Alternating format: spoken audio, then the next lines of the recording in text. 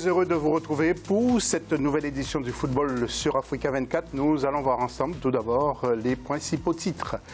Nous parlerons du championnat de football au Congo-Brazzaville. Nous évoquerons aussi les Coupes d'Afrique, Ligue des champions et Coupe de la Confédération et la CAN des U17 qui s'est achevée ce dimanche 28 avril en Tanzanie.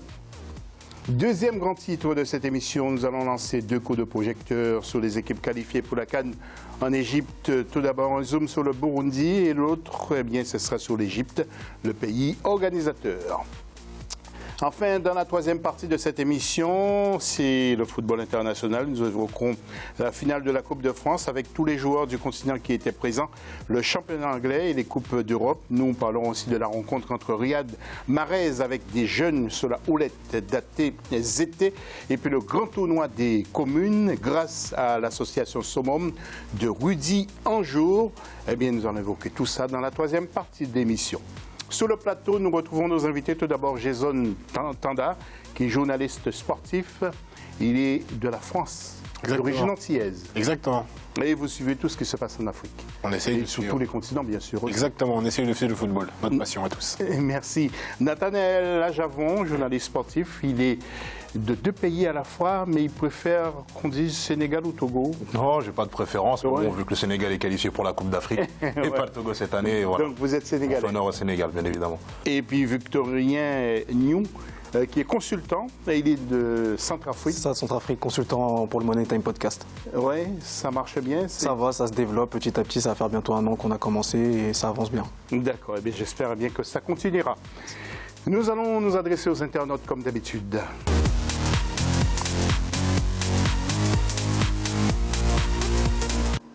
Eh bien, qui, selon vous, emporteront les finales, bien sûr, de la Ligue des champions et de la Coupe de la Confédération? Comme d'habitude, vous allez sur notre Facebook Africa 24 et puis le hashtag Africa 24 TV. À la une tout de suite de ce magazine.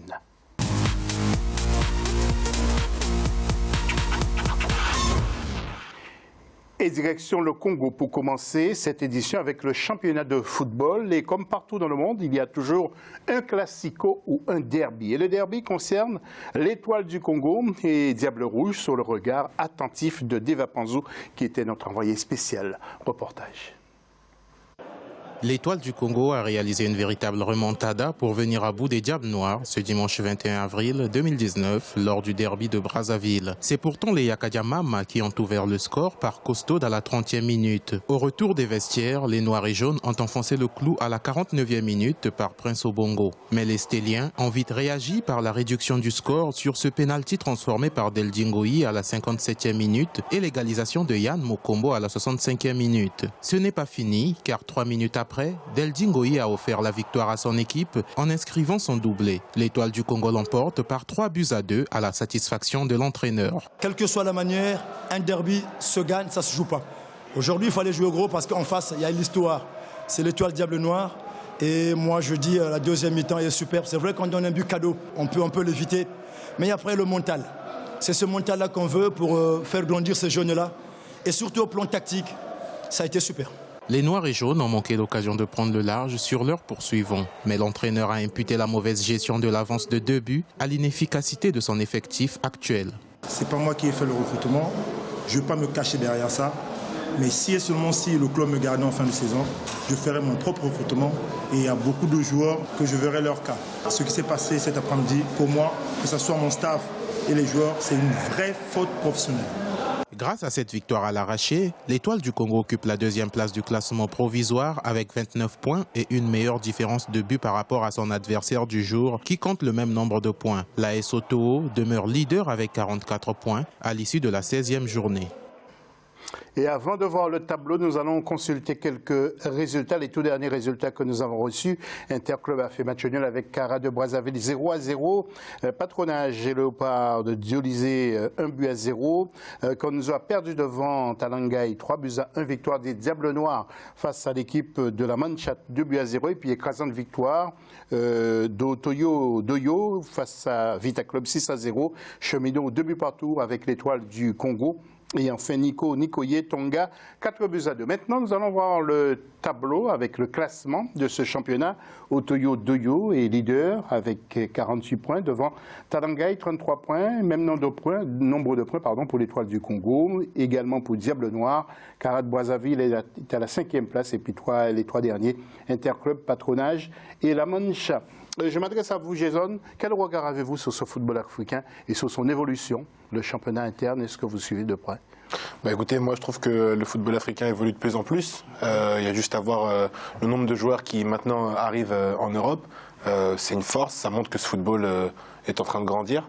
Là, par rapport à ce classement, écoutez, on voit que c'est très serré. Le premier a pris une très grande avance par rapport au second, par rapport aux 4 suivants. 4 suivants, oui, tout à fait. Et ensuite, l'écart se creuse.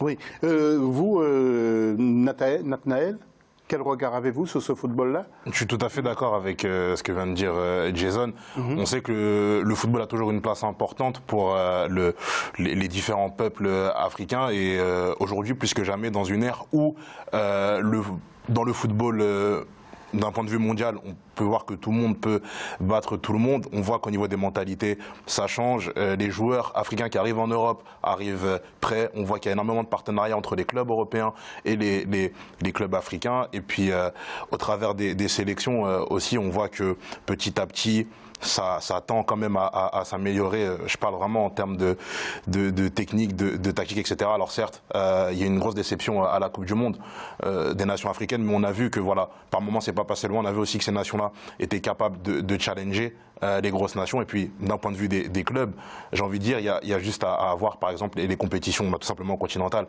la Ligue des Champions avec des demi-finales voilà, très disputées. On a vu de belles choses ce week-end, donc franchement tout va pour le mieux. Ah oui, c'est sûr. Victorien, vous, quel regard avez-vous sur notre football? Je vais rebondir sur les propos de Nathanaël. On a vu que sur ces dernières années, les joueurs arrivent beaucoup plus près dans les championnats européens, dans les grands championnats. Parce qu'il y a un gros travail qui est fait par les techniciens. C'est ça en fait. Je pense qu'ils sont mieux axés sur leur travail de formation, ce qui fait qu'aujourd'hui les joueurs arrivent directement prêts. On n'a pas forcément de revenir encore sur les fondamentaux quand ils arrivent dans les clubs en Europe ou ailleurs. On a l'impression aussi que les joueurs africains sont plus déterminés, même dans le championnat de France et dans d'autres championnats, on le voit, ils se battent beaucoup plus, non? Il y a plus d'investissement qui est fait de la part des Européens, entre guillemets, qui investissent beaucoup en ce moment sur des joueurs africains, notamment, je parle en France par exemple, en Ligue 1, où il y a beaucoup de choses qui sont mises en place pour que des joueurs africains puissent se développer en Afrique et ainsi représenter correctement leur nation, que ce soit pour la CAN ou pour la Ligue des Champions ou autre. Et voilà, et aujourd'hui on constate qu'il y a des résultats qui sont faits. Il y a des joueurs qui par exemple comme Ismaïla Assar, qui aujourd'hui joue à Rennes, ouais. Voilà, qui montre. Enfin, pour moi, c'est l'exemple phare de l'Afrique actuellement. Et pourtant, il est jeune. Hein. Voilà, il est très jeune. On va parler de lui tout à l'heure dans cette émission. Merci, messieurs, pour ce point de vue. Vous allez aussi réagir tout à l'heure sur d'autres compétitions. Et nous arrivons justement à la Ligue des Champions. C'était les demi-finales pendant le week-end dernier. Demi-finale, bien sûr, allez. Nous allons suivre justement les résultats et les analyses avec Farba Maroun. Regardez. Les matchs allés comptant pour les demi-finales de la Ligue des Champions de la CAF ont eu lieu les 26 et 27 avril 2019. Les Marocains du Wydad Athletic Club recevaient les Sud-Africains du Mamelodi Sundowns, deux clubs vainqueurs des éditions 2016 et 2017. Dans un stade Mohamed V archi-comble, ce sont les locaux qui ouvrent le score. Suite à un joli mouvement dans la surface adverse, Salaheddine Saidi trouve la lucarne droite d'Onyango d'un plat du pied à la 26e minute de jeu. Le Mamelodi Sundowns réagit juste avant la pause. Konka profite d'une déviation pour placer une tête rageuse. De retour des vestiaires, le portier camerounais repousse une frappe croisée, mais c'était sans compter sur la vigilance de Badji Ayouk qui pousse le cuir dans le but vide. Le score n'évoluera pas. Le match retour qui se joue le 4 mai prochain s'annonce déjà indécis. De son côté, l'Espérance sportive de Tunis, tenant du titre, accueillait le tout-puissant Mazembe. Il faudra attendre la seconde période pour assister à l'ouverture du score. Youssef Belaïli voit son centre finir sa course au fond des filets, bien aidé par le geste de la tête de l'attaquant Renissi. Le suspense demeure également entier avant la seconde manche, prévue toujours le 4 mai 2019. Et nous allons regarder le tableau justement des résultats avec Wydad Casablanca qui a battu Mamelodi Sundowns. Farba Maroun vous l'a dit sur le score de 2-1. Et l'Espérance de Tunis qui bat TP Mazembe. C'est la grosse surprise, 1-0. Victorien, rien n'est joué. Hein. C'est très serré par rapport au tour précédent où il y avait des scores un peu plus fleuves. Là, on voit que toutes les équipes sont prétendantes à la victoire finale. Donc je pense que même pour les matchs retour, il n'y a pas vraiment de favoris qui se dégagent, tout est encore à jouer.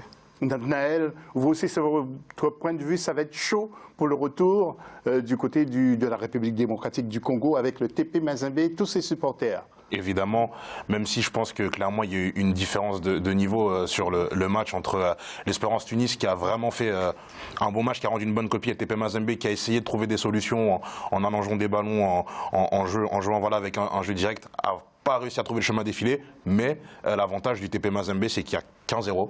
Oui, et parce que le score est trop exactement. serré. Ouais. Et donc là, le match retour sera d'une importance capitale. On sait que ces joueurs du TP Mazembe sont capables d'emballer le match dès les premières minutes. Et si voilà, les joueurs arrivent à mettre le premier but dès les premiers instants du match, on sait qu'on se dirigera vers une demi-finale de folie. Et Jason, ce qui m'a marqué, ce sont les buts, c'est le niveau de ce football-là. À arriver à ce niveau de la compétition, le niveau est très, très haut. On voit les buts, ce sont des buts qu'on voit quasiment partout en Europe et dans d'autres footballs. Pour moi, mis à part le TP Mazembe qui, comme Nathanaël vient de le dire, a rendu une copie bien pâle par rapport à son football global, général, oui, on a vu deux beaux matchs, honnêtement, deux très beaux matchs, surtout celui de Casablanca. De Wydad. Exactement, de Wydad, pardon. C'était un très très très gros match. Moi, j'ai adoré. Et voilà, comme Nathanaël l'a dit, voilà, il y a 15-0, il n'y a qu'un but d'écart. Il faudra tout faire au retour pour ce week-end pour pouvoir retourner la balance. Et nous attendons ça avec impatience. Nous allons maintenant parler de la Coupe de la Confédération. C'était également les demi-finales. Regardez ce reportage, ce résumé d'Ange Bijou Nomenio. Première manche validée pour le CS Sfaxien et le Zamalek en demi-finale allée de la Coupe de la Confédération. Les Tunisiens du CS Sfaxien ont ouvert le bal face aux Marocains de la RS Berkane. Score final 2-0 à l'issue d'un match fort en intensité. La RS Berkane a obtenu quelques occasions lors du match mais n'a pas réussi à concrétiser. Son adversaire tunisien, triple fois champion en titre, n'a pas tremblé devant les filets. Le premier but a été marqué d'un coup de la tête à la réception d'un centre et le second d'un coup de pied arrêté. L'autre demi-finale ayant opposé l'Étoile sportive du Sahel au Zamalek a enregistré moins de buts. Score final 1-0 pour le Zamalek. Les Égyptiens l'ont emporté sur la plus courte des marges contre les Tunisiens en manque de confiance. La deuxième manche de ces demi-finales de la Coupe de la Confédération se jouera le 5 mai 2019. Et nous regardons le tableau. Nathanaël, votre réaction avec tout d'abord le CS Sfaxien qui bat RSB Berkane 2-0 et Zamalek qui bat l'Étoile du Sahel 1-0. Bon, Zamalek sera difficile à battre même à l'extérieur selon vous?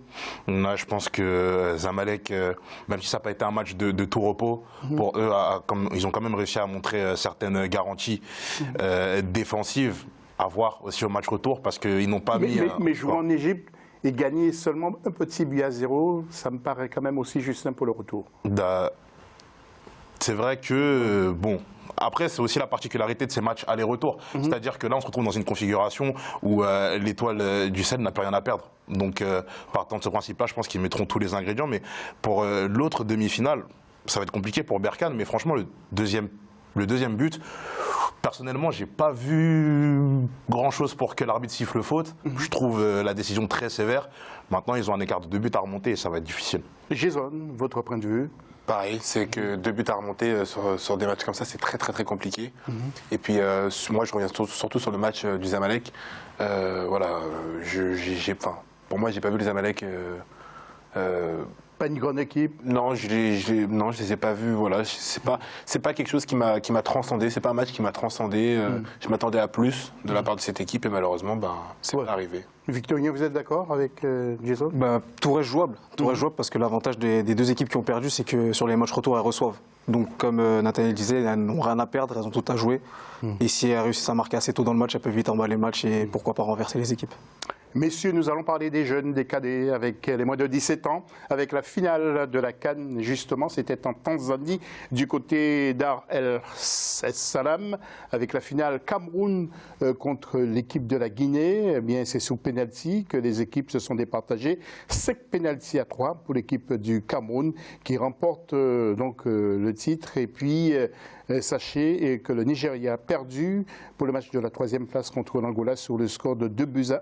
Je voudrais surtout saluer le travail au Cameroun de l'excellent Lucien Métomo, donc team manager de ces jeunes Camerounais, qui a déclaré « Nous sommes satisfaits, l'histoire se répète 16 ans après ». Nous allons voir le tableau, justement, l'histoire se répète 16 ans après. Pour citer Métomo, le Cameroun regagne la Coupe d'Afrique des moins de 17 ans. C'est une bonne chose. Ça démontre la vitalité du football camerounais. Dans cette équipe, nous pratiquons la méritocratie. Et donc vous voyez les résultats qui se confirment. Guinée qui perd devant Cameroun et Nigeria, c'est la surprise aussi, hein, messieurs, et qui perd justement devant l'Angola. Ça vous surprend pas?